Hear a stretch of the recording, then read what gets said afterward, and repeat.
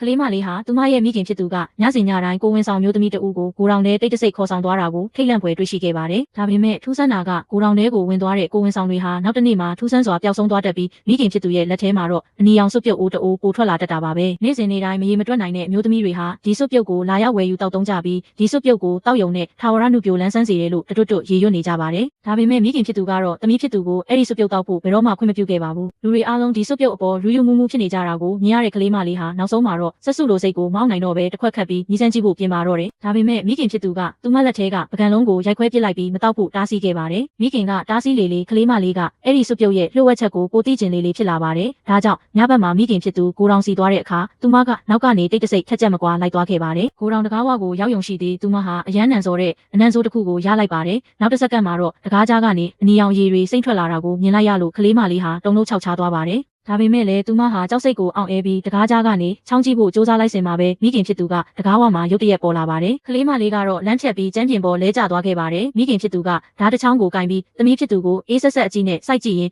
နင်ပါလာလောက်တာလဲထွက်သွားလို့ပြောပါတယ်။မေသမီးကိုတန်ကြားလို့ပါလို့ပြန်ပြောတော့မိခင်ဖြစ်သူကနေနာကြားမားတာနေမှာပါငါဘာတန်မှမကြားဘူးနေနာကြားမားတာလို့ပဲပြက်ပြက်သားသားညင်းဆိုပါတယ်။မိခင်ဖြစ်သူအဲ့ဒီလောက်အထိဒေါသထွက်တာကိုပထမဆုံးအကြိမ်မြင်ဘူးတာကြောင့်ကလေးမလေးဟာသူမခုမှရောက်တာဖြစ်ကြောင်းနဲ့ဘာတန်မှမကြားရကြောင်းအလျင်မြန်လိန်ညာပြောဆိုလိုက်ပါတယ်။မိခင်ဖြစ်သူကသမီးကိုအများကြီးမသိစေချင်တဲ့အတွက်အခန်းထဲပြန်ပြီးအိတ်ဖို့တိုက်ရိုက်ခေါ်ဆောင်သွားပါတော့တယ်။ဒါပေမဲ့ဒီလိုအရွယ်ဟာဆက်စုလိုစိတ်အပြင်းထန်ဆုံးအချိန်ဖြစ်ပါတယ်။မျက်စိတမိတ်အတွင်း10နှစ်တာအချိန်တွေကုန်ဆုံးသွားခဲ့ပါပြီ။သူမအရွယ်ရောက်လာတာတောင်မှမိခင်ဖြစ်သူရောင်းတဲ့အဲ့ဒီစွပ်ပြုတ်အပေါ်စိတ်ဝင်စားမှုကရှိနေသေးပါ။ဒီတစ်ခါသူမကစွပ်ပြုတ်တောက်ခွင့်တောင်းတဲ့အခါမှာတော့မိခင်ဖြစ်သူကမမျှော်လင့်ပဲလိုလားလားနဲ့စွပ်ပြုတ်တစ်ခွက်ခတ်ပေးလိုက်ပါတယ်။မိခင်ကခွင့်ပြုလိုက်မယ်လို့မထင်ထားတဲ့အတွက်သူမဟာစွပ်ပြုတ်ကိုအမြန်နှမ်းယူပြီးတငုံတောက်ကြည့်လိုက်ပါတယ်။ဒါပေမဲ့တောက်လိုက်တာနဲ့ထူးဆန်းတဲ့အနံဆိုးကိုရတာကြောင့်ပြန်ထွေးထုတ်လိုက်ပြီးဒီစွပ်ပြုတ်ကဘာလို့ထူးဆန်းတဲ့အနံကြီးရနေတာလဲလို့မေးပါတယ်။မိခင်ဖြစ်သူကတော့ဘာမှမပြောဘဲပကံလုံးကိုလှမ်းယူကတကြိုက်ထဲတောက်ချလိုက်ပြီးနင်ကမတောက်ဘူးလို့မနေတတ်တာပါရှောက်မပြောနဲ့လို့ဆိုပါတယ်။ဘေးကစားသုံးသူတွေကလည်းဟုတ်တယ်ဒီရတာပဲလေနောက်ပိုင်းအသက်ကြီးလာရင်နင်လဲဒီရတာကိုနေသားကြသွားမှာပါလို့ဝိုင်းပြောကြပါတယ်။ဒါကိုကြားရတဲ့အခါမိန်းကလေးငယ်ဟာဒီစွပ်ပြုတ်ကိုဘာနဲ့လှုပ်ထားသလဲဆိုတာပိုသိချင်သွားပါတယ်။ညရောက်တဲ့အခါမိခင်ဖြစ်သူကိုစွပ်ပြုတ်ရဲ့ကုန်ကျန်းကဘာလဲလို့မေးကြည့်ပေမဲ့မိခင်ဖြစ်သူကတော့ဒါတွေကနင်သိဖို့မလိုသေးဘူးသိရမယ့်အချိန်ကျရင်ငါပြောပြမယ်လို့အေးဆက်ဆက်ပြောဆိုပြီးလှည့်ထွက်သွားပါတယ်။ဆက်စုလိုစိတ်ကြောင့်ပဲမိန်းကလေးငယ်ဟာကိုတောင်စီသွားတဲ့မိခင်နောက်ကိုနောက်တစ်ကြိမ်တတိကြီးစွာနဲ့လိုက်သွားခဲ့ပါတယ်။ကိုတောင်တကားဝရောက်တဲ့အခါမှာတော့အထဲကစကားပြောတန်တွေကိုကြားလိုက်ရပါတယ်။နောက်ကိုပေးလိုက်ပါဘာပဲဖြစ်ဖြစ်နင်လဲဒါကိုမလိုချင်ဘူးမလား။ဒါပေမဲ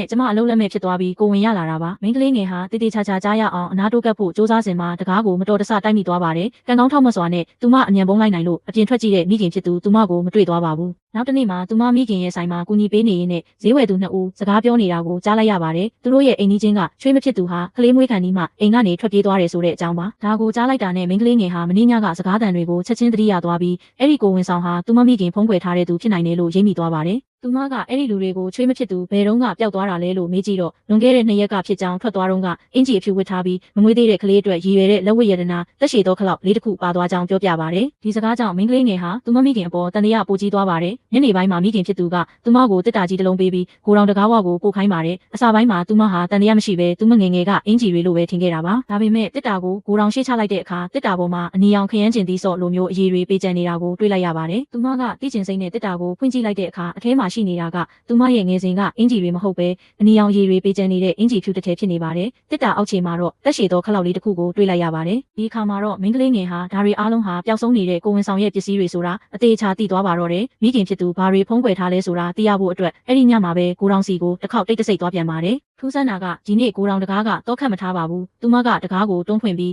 အထဲဝင်သွားတဲ့အခါခြေတံတွေကိုကြားလိုက်ရပါတယ်သူမမိခင်တွေ့သွားမှစိုးရိမ်တာကြောင့်အမြန်ပုံးလိုက်ပါတယ်သူမပုံးပြီးတာနဲ့မိခင်ဖြစ်သူကကိုဝင်ဆောင်မျိုးသမီးတဦးကိုတွဲပြီးထွက်လာတာကိုမြင်လိုက်ရပါတယ်အဲ့ဒီမျိုးသမီးကိုကတင်ပေါ်မှာလှဲခိုင်းပြီးနောက်မိခင်ဖြစ်သူကစပွဲပေါ်ကဓာမကြီးတစ်ချောင်းကိုကောက်ကင်လိုက်ပါတယ်မိန်းကလေးငယ်ကတိကျင်စိမ့်နဲ့အနာတိုးကြည့်ဖို့လှုပ်စင်မှာပဲအတန်တစ်ခုထွက်သွားပါတော့တယ်ဘသူလဲဆိုပြီးအော်တန်နဲ့သူမအမေဝင်လာတာကိုတွေ့လိုက်ရပါတယ်